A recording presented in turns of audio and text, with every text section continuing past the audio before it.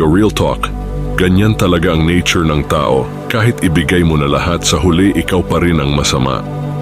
Truth is, minsan kahit anong effort mo, hindi lahat maa-appreciate. You go all out, you give your best. Pero guess what? May mga tao talagang never satisfied. But here's the tea, hindi mo responsibilidad ang feelings ng lahat. Kahit perfect ka, may masasabi pa rin sila. Kaya wag mo i-please lahat. Do your best for you, not for their approval. Kung ano man ang gawin mo, may masasabi't masasabi sila. Basta as long as alam mong tama ka at ginawa mo na ang kaya mo, that's enough.